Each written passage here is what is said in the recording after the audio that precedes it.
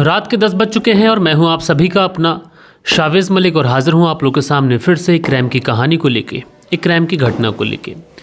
और दोस्तों, कल के दिन कहानी सुनाने से पहले मैंने दिल्ली की एक घटना आप लोग को सुनाई थी, जिस घटना के अंदर एक लड़का जो कनाडा में होकर सेटल होना चाहता था, कनाडा में जाकर बसना चाहता था, लेकिन उसके बाद में उसे कुछ ऐसा लगा कि जब भी वो अपनी फ़ाइल कनाडा के लिए लगाता है उसकी फ़ाइल रिजेक्ट हो जाती है। तो वो सोचने लगा कि आखिर उसकी फ़ाइल बार बार रिजेक्ट क्यों होती है। तो उसने उसके बाद में पता लगाया, उसको ऐसा शक हुआ कि उसकी माँ उसके ऊपर काला जादू करती है। इसलिए उसने अंधविश्वास में अपनी माँ का कत्ल कर दिया। उसके बाद में अपने पिता को कॉल किया, उनसे सॉरी बोला। बाद में पिता को उसी कमरे के अंदर बंद कर वो फरार हो गया। कहानी सुनाने से पहले जब मैं ये घटना मैंने आप लोग को सुनाई थी तो मेरा मन विचलित हो गया था। मैंने सोचा था कि आखिर एक बेटा जिसको उसकी माँ इसलिए पालती है, पोसती है ताकि बड़ा होकर वो उसका नाम रोशन करे, बड़ा होकर वो उसका सहारा बने, लेकिन वही औलाद अपने माँ और पिता के साथ में ऐसा कैसे कर सकती है। शायद ये इकलौता मामला हो। लेकिन दोस्तों, आज की कहानी सुनाओ उससे पहले एक और अपडेट। मैं अभी इस समय जो राजस्थान के अजमेर से आ रही है, राजस्थान के अजमेर के अंदर एक माँ किचन के अंदर खाना बना रही होती है। वो किचन के अंदर खाना बना रही थी, अपने बेटे से पूछकर खाना बना रही थी कि बेटा तुमको क्या पसंद है, क्या नहीं पसंद है। बेटा भी अपनी माँ को ये बताता है कि उसे खाने में ये सारी चीज़ें पसंद है। माँ बड़े ही शौक़ से, बड़े ही चाव से वो सब खाना वगैरह बना रही थी ताकि उसका बेटा, उसका पति अच्छे से खाना खा ले। लेकिन उस माँ को नहीं पता था कि अगले ही पल उसके साथ में क्या होने वाला है। दरअसल उसका ही बेटा पीछे से किचन के अंदर आता है, उसके हाथ में कुल्हाड़ी होती है और उस कुल्हाड़ी से वो अपनी माँ के ऊपर एक दो नहीं बल्कि कई सारे वार करता है। मौके पे ही उस माँ की मौत हो जाती है। यानी एक बेटे ने अपनी माँ को कुल्हाड़ी से काट दिया। जब ये खबर आस पड़ोस के इलाकों में फैली, पुलिस तक बात पहुँची। जब पुलिस ने इस पूरे मामले में छानबीन की तो पता चला कि जो बेटा है उसने अपनी माँ की हत्या सिर्फ इसलिए कर दी कि उसे लगता था कि उसकी जो माँ है ये अपनी प्रॉपर्टी को बेच देगी या फिर किसी और के नाम कर देगी। ज़रा सोचिए दोस्तों कि आजकल की औलाद प्रॉपर्टी के लिए अपने माँ बाप का कत्ल कर दें। कोई इसलिए कत्ल कर रहे हैं कि उनके माँ बाप उनके ऊपर काला जादू कर रहे हैं, कुछ इसलिए कत्ल कर दे रहे हैं कि उनके माँ बाप उनको उनकी शादी उनकी मर्जी की लड़की से नहीं होने दे रहे हैं। ज़रा सोचिए कि इस तरीके का समाज बन चुका है। आजकल जो बच्चे हैं माँ बाप को बिल्कुल भी इज्जत नहीं दे रहे हैं। इज्जत तो छोड़िए बल्कि उनकी जान लेने से भी पीछे नहीं हट रहे हैं। बहरहाल दोस्तों, आज की कहानी का रुख करें तो आज की कहानी एक तरीके से क्राइम की घटना नहीं है। ना तो आज की कहानी के अंदर कोई कत्ल हुआ है, ना तो आज की कहानी के अंदर कोई अवैध संबंध बने हैं, ना तो आज की कहानी के अंदर कोई साजिश रची गई है। लेकिन अपने आप में ये घटना एक ऐसी घटना है कि एक कत्ल से भी बड़ी घटना अगर मैं इसको कहूँ तो कम नहीं है। एक बड़ी साजिश से भी कम घटना मैं इसको कहूँ तो वो भी कम नहीं है। अवैध संबंधों की बात तो शायद इस घटना में मिलती है। तो पूरी कहानी सिलसिलेवार तरीके से आप लोग को सुनाऊंगा, बस आप लोग इस वीडियो में अंत तक बने रहिएगा। दोस्तों, जब मैंने कहानी शुरू करी तो आप लोगों को कुछ पटाखों वगैरह की आवाज़ आई होगी। तो बगल में मैरिज हॉल है, तो वहाँ पर किसी की शादी वगैरह होगी तो वो लोग सेलिब्रेट कर रहे हैं।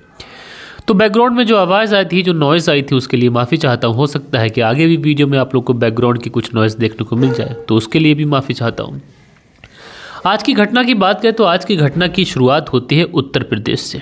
और उत्तर प्रदेश में एक ज़िला लगता है भदोही ज़िला, और इसी भदोही ज़िले के अंतर्गत एक थाना आता है। इस थाने का नाम है गोपीगंज, और इसी गोपीगंज थाने के इलाके की ये बात है। एक महिला रोते हुए बदहवास तरीके से इसी गोपीगंज थाने में पहुंचती है। गोपीगंज थाने में पहुंचने के बाद में पुलिस से शिकायत करते हुए कहती है कि साहब उसके साथ में कुछ ऐसा हुआ है जो वो बस सिर्फ महिला पुलिस वालों को ही बताएगी। अब जब ये बात पुलिस वाले सुनते हैं तो पुलिस वाले बड़ा चकराते हैं कि एक महिला आई है, लेकिन अपने मन की बात, अपने दिल की बात सिर्फ पुलिस वालों को बताना चाहती है, वो भी महिला कांस्टेबल को। लिहाजा जो थाना प्रभारी होते हैं तुरंत जो महिला पुलिसकर्मी वहाँ पे थी उन्हें बुलाते हैं। बुलाने के बाद में कहते हैं कि ये जो महिला आई है इसकी बात सुनो। वो जो महिला पुलिसकर्मी थी इस महिला को अपने साथ लेकर जाती है, और उसके बाद में इस महिला को बिठाया जाता है, पुचकारा जाता है, इसे समझाया जाता है। महिला रो रही होती है।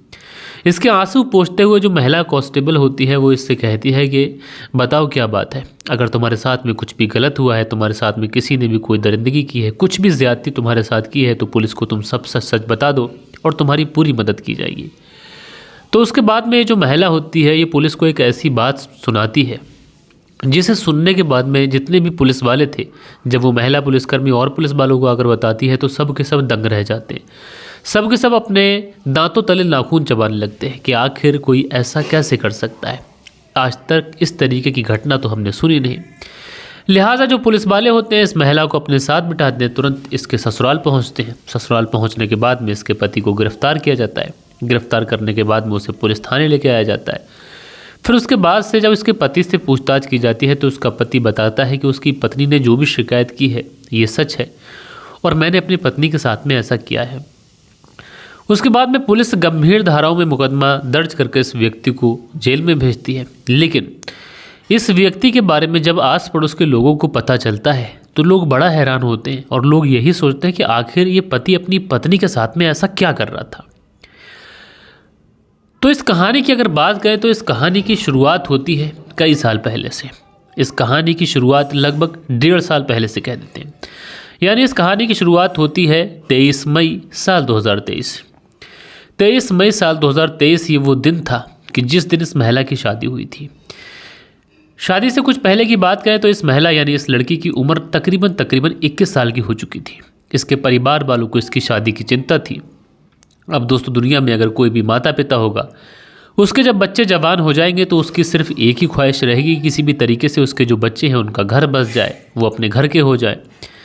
एक माता पिता के ऊपर जो रिस्पॉन्सिबिलिटीज़ होती है, जो जिम्मेदारी होती है, वो जिम्मेदारी अदा हो।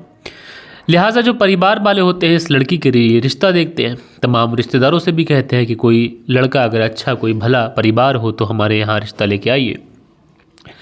अब जब सारी बात कर दी जाती है तो उसके बाद में एक लड़का मिलता है जिस लड़के का नाम होता है जगजीत पाल। जगजीत पाल जो कि रहने वाला है उत्तर प्रदेश के भदोही ज़िले के गोपीगंज थाना क्षेत्र का, और इसी गोपीगंज थाना क्षेत्र में ये जगजीत पाल रहा करता है। देखने में खूबसूरत है, अच्छा भला काम है, परिवार भी ठीक ठाक है। जब ये बात लड़की वालों को बताई जाती है तो लड़की वाले कहते हैं कि ठीक है। उसके बाद में जगजीत पाल के साथ में इस लड़की का रिश्ता हो जाता है।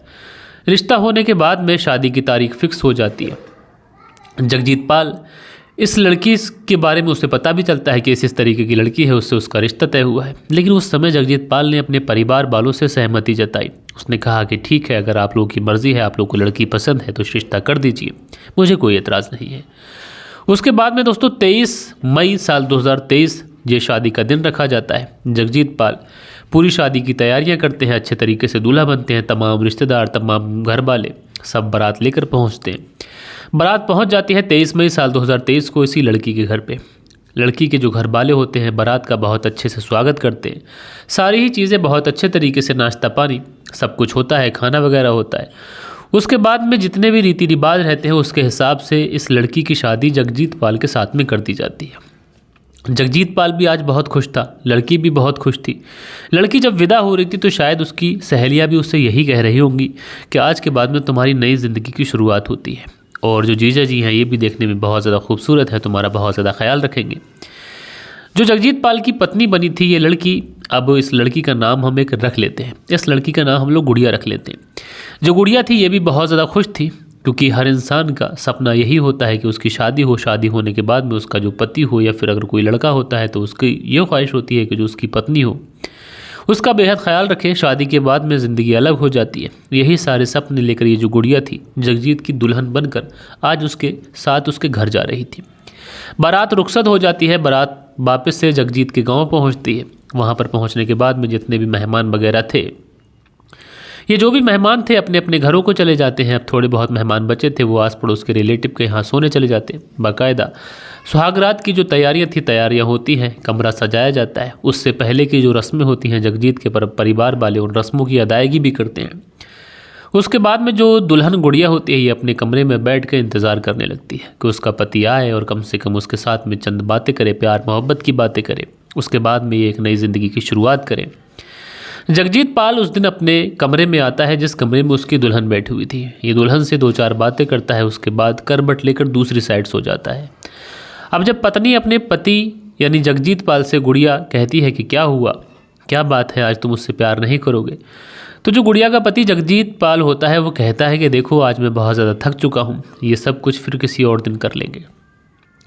अब जो गुड़िया थी वो भी जगजीत की बात से सहमत होती है, कहती है कि शादी वाला दिन है, थक गए होंगे क्योंकि शादी वाले दिन तकरीबन बहुत सारे काम रहते हैं, हो सकता है किसी वजह से थकान वगैरह आ गई हो, तो पूरी ज़िंदगी पड़ी है, ऐसी कोई बात नहीं है कि अगर आज के दिन सुहागरात नहीं होगी तो कल हो जाएगी। जब शादी हो गई, ये बंधन में बंध गए तो ये सारी चीज़ें तो होती ही रहेंगी।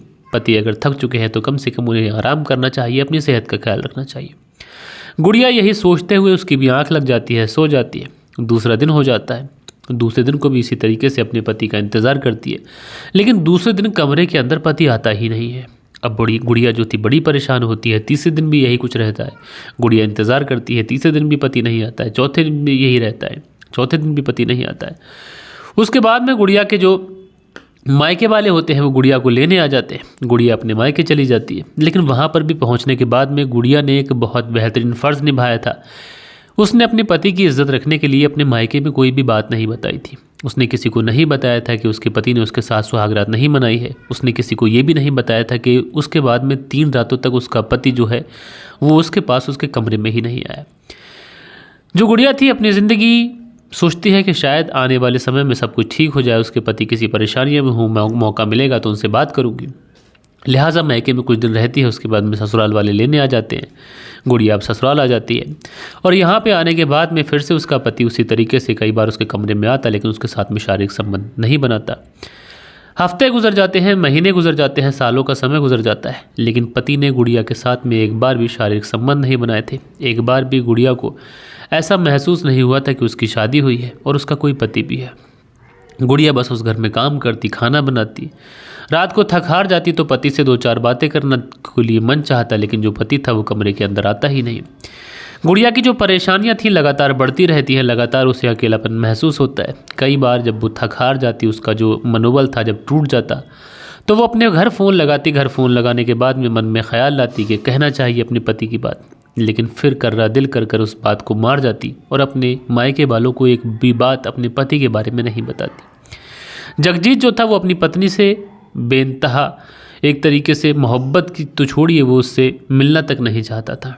और जगजीत कई बार अगर कमरे में आता तो अलग करवट लेके सो जाता। इसी तरीके से जो समय था ये लगातार गुजरता रहता है। तकरीबन 14 महीने के आसपास का समय गुजर चुका था। गुड़िया बेहद परेशान हो चुकी थी। लिहाजा जो गुड़िया थी अब तक इसकी मोहल्ले वालों से जान पहचान हो चुकी थी। इसलिए गुड़िया अब जगजीत के बारे में पता लगाने की कोशिश करती है। और गुड़िया जब जगजीत के बारे में पता लगाना शुरू करती है तो इसको पता चलता है कि उसका जो पति जगजीत है, इसका गांव में ही रहने वाली एक महिला के साथ में अवैध संबंध है। अब जब ये बात गुड़िया को पता चलती है, वो अपने पति से इस बारे में बात करती है, तो उसके बाद में उसका जो पति जगजीत होता है ये गुड़िया की बहुत ही बेरहमी से पिटाई कर देता है। उसके बाद में उसका हाथ पकड़कर घर से बाहर निकाल देता है। कहता है कि अगर तुम्हें यहाँ रहना है तो ठीक से रहो, अन्यथा यहाँ पे चली जाओ, क्योंकि मेरे ऊपर इस तरीके के लांछन लगाना, इस तरीके के इल्ज़ाम लगाना मैं कभी भी बर्दाश्त नहीं करूँगा। अब ये जो बात थी ये गुड़िया के ससुराल वालों को भी पता चलती है, यानी जगजीत के माता पिता को, कि इस तरीके से बहू ने बेटे के ऊपर लांछन लगाए हैं। लिहाजा जो मायके यानी जो गुड़िया के ससुराल वाले होते हैं, जगजीत के जो घर वाले होते हैं, ये भी गुड़िया के साथ में काफ़ी ज़्यादा मार पिटाई करते हैं। उसके साथ में उसके ऊपर दहेज का भी एक तरीके से उत्पीड़न करते हैं कि तुम अपने साथ में ना कुछ लेके आई हो ना कुछ, और इस तरीके से हमारे बेटे के ऊपर लांछन लगाना। लगातार गुड़िया जब टॉर्चर होती रहती है तो गुड़िया इतनी ज़्यादा परेशान हो जाती है कि वो फैसला करती है कि अपने आप को ख़त्म कर लेगी, क्योंकि उसके अंदर इतनी हिम्मत नहीं थी कि वो अपने परिवार वालों से ये बात बता सके कि उसका जो पति है उसके साथ में शारीरिक संबंध नहीं बनाता है, क्योंकि उसको ऐसा लगता है कि ये बातें शर्म के खिलाफ हैं और उसके माता पिता सुनेंगे तो अजीब समझेंगे। लिहाजा गुड़िया परेशान तो होती है, कई बार आत्महत्या करना चाहती है, लेकिन उसके बावजूद भी इसके अंदर हिम्मत आती है, सोचती है कि शायद आगे चलकर सब कुछ ठीक हो जाए। अब जो जगजीत था शायद उसके अवैध संबंध थे, लेकिन उसके बावजूद भी उसे अपनी पत्नी से मिलना चाहिए था। शायद अगर वो अपनी पत्नी से मिलता, उसके साथ में शारीरिक संबंध बना था, तो शायद उसका जो अवैध संबंध था उससे उसका मन भी हटता। लेकिन जगजीत के मन में एक बार भी ये नहीं आया कि वो अपनी पत्नी से मिले, उससे बात करे। किसी की बेटी को अगर ब्याह के लाया है तो कम से कम उसका ख्याल रखे। जगजीत उसी तरीके से चलता रहता है जिस तरीके से वो पहले चल रहा था। अवैध संबंधों में मशगूल था, लगातार अपनी प्रेमिका से मिलता, उसके ही साथ शारीरिक संबंध बनाता और पत्नी की तरफ मुड़ के भी नहीं देखता। जब पत्नी बेहद ही परेशान हो जाती है तो उसके बाद में थाने का रुख करती है, और थाने का रुख करने के बाद में जब पुलिस वालों को सारी बात बताती है तो पुलिस वाले इस मामले को बहुत ही ज़्यादा गंभीरता से लेते हैं। तुरंत इस जगजीत को गिरफ्तार किया जाता है। गिरफ्तार करने के बाद में इसे थाने भेजा जाता है। और जब ये बात आस पड़ोस के लोगों को, मीडिया में हर जगह पता चली तो लोग बड़ा हैरान थे कि अगर इसके अवैध संबंध थे तो ये कम से कम अपने माता पिता को बता सकता था कि मैं किसी के साथ रिलेशनशिप में हूँ और मैं शादी नहीं कर सकता। और जब इसने शादी कर ली थी तो पहले वाले अपने अतीत को भूल जाता, गुड़िया के साथ में लॉयल रहता, उसे प्यार देता। किसी की बेटी को अगर अपने साथ ब्याह के लेके आए हो तो कम से कम उसका ख्याल रखो। तो इस तरीके से भी समाज में लोग हैं। ज़रा सोचिए गुड़िया का क्या कसूर था जिसकी वजह से उसकी जो ज़िंदगी है ये बर्बाद हो गई। एक लड़की जब ब्याह कर घर छोड़ कर आ जाती है तो उसके बाद में उसके ऊपर एक तरीके से एक टैग लग जाता है कि वो शादीशुदा है। अगर वो अपने पहले पति से तलाक ले भी ले, भले ही उसके साथ में ससुराल में टॉर्चर हुआ हो, भले ही उसके पति ने उसको प्यार ना किया हो, तो उसके बाद में उसके ऊपर टैग लगा होता है कि शादीशुदा है, छूटी हुई महिला है, तो उसके बाद में उससे कोई दूसरी शादी करने के लिए भी तैयार नहीं होता। इस तरीके से जो गुड़िया की ज़िंदगी थी ये हमेशा हमेशा के लिए बर्बाद हो गई। बहरहाल दोस्तों, आप लोग इस जगजीत के बारे में क्या कहना चाहते हैं कमेंट्स करके ज़रूर से ज़रूर बताइएगा। और कल के दिन आप लोग के जो भी कुछ कमेंट्स आए हैं वक्त होता है कि आप लोग के कमेंट्स पढ़ लिए जाए। दोस्तों, हमारे चैनल पर जो कल के दिन कमेंट्स आए थे इसमें सतवीर लिखते हैं कहानी सुनकर मुझे बहुत अच्छा लगा। सतवीर उत्तर प्रदेश से सुनते हैं तो भैया शुक्रिया। शाहनवाज कहानी सुनते हैं, आपका बहुत शुक्रिया। मोहम्मद रियाज कहानी सुनते हैं ओमान से, भैया आपका बहुत शुक्रिया। अनिल कुमार अमेरिका से कहानी सुनते हैं, भैया आपका बहुत बहुत शुक्रिया। सोनी सेखों लिखते हैं वेरी नाइस वर्क जी, तो सोनी जी आपका बहुत शुक्रिया। उसके बाद में मदन बिहावत हैं लिखते हैं वेरी नाइस स्टोरी, तो मदन जी आपका बहुत शुक्रिया। हारून अंसारी हाय बोलते हैं तो भैया शुक्रिया। हारून अंसारी आगे लिखते हैं अस्सलाम वालेकुम शावेज जी, मैं दुबई से आपकी कहानी सुनता हूँ, तो आप दुबई से कहानी सुनते हैं। हारून अंसारी जी आपका बहुत शुक्रिया। अंसारी अली हैं लिखते हैं जनाब मलिक साहब सलामत रहिए, हम आपकी कहानियाँ कुवैत से सुनते रहते हैं। इंडिया में क्राइम बहुत ज़्यादा हो गए हैं, मैं इंसानियत जो है वो ख़त्म हो गई है, कुवैत से सुनते हैं। तो अंसार अली जी आपका बहुत शुक्रिया। हसीबुल अंसारी हैं लिखते हैं अस्सलाम वालेकुम मलिक भाई नाइस स्टोरी, तो हसीबुल अंसारी जी आपका बहुत शुक्रिया। अब्दुल अली हैं हार्ट बनाते हैं, बहुत शुक्रिया। जयराज हैं लिखते हैं भिलाई छत्तीसगढ़ से कहानी सुनते हैं, भैया बहुत शुक्रिया। वीरेंद्र कुमार हैं लिखते हैं very sad story Saini VK Saini Saharanpur से, तो वीरेंद्र कुमार सैनी जी आपका बहुत बहुत शुक्रिया। दीपक सिंह हैं लिखते हैं दीपक भाई ज़िला बुलंदशहर से कहानी सुनते हैं, आपका शुक्रिया। शावेज़ भाई आपके कहानी का समय 10 बजे है मगर कहानी पब्लिक 10:15 पे होती है, बहुत लेट हो जाता है, सर्दियों के दिन है, तो मैं कोशिश करूँगा कि कहानी 10 बजे कर दूँ। 10:15 होता है उसे घटाकर 10 बजे कर दूँ। प्यारेलाल दुबे हैं लिखते हैं नमस्कार मलिक भाई साहब, दरिंदे को सूली पर चढ़ा दिया जाए तो भी सज़ा कम है, कहानी अच्छी लगी, शुक्रिया। उसके बाद में देव कुमार जी हैं लिखते हैं आपकी मम्मी की तबीयत कैसी है, तो भाई देव कुमार जी अभी थोड़ा ठीक है। सुनील त्यागी हैं लिखते हैं नमस्कार भाई साहब, रेनू सुनील त्यागी शियाना बुलंदशहर से। उसके बाद में कृष्ण करके आईडी है लिखते हैं क्या यार सर्वेश भाई कोई अच्छी देशभक्ति वाली कहानी सुनाया करो, तो कृष्ण जी आपका बहुत बहुत शुक्रिया। और देशभक्ति वाली कहानियाँ भी मैंने सुनाई हैं, मर्डर की भी सुनाई हैं और कहानियाँ भी सुनाई हैं। अब चूँकि क्राइम का चैनल है तो क्राइम कवर करना पड़ता है। बहरहाल दोस्तों, ये थी कहानी और ये थे आप लोगों के कुछ प्यारे प्यारे कमेंट्स। कहानी अगर आप लोग को अच्छी लगी हो तो लाइक करके और चैनल को सब्सक्राइब कर अपना प्यार ज़रूर दिखाइएगा और दोस्तों और मित्रों और यारों के साथ में इस कहानी को ज़रूर से ज़रूर शेयर करिएगा। मिलते हैं दोस्तों कल के दिन किसी और क्राइम स्टोरी के साथ में। जब तक के लिए अपना ख्याल रखिएगा, देश का ख्याल रखिएगा, परिवार के रिश्तों की अहमियत को समझिएगा। जय हिंद, जय भारत।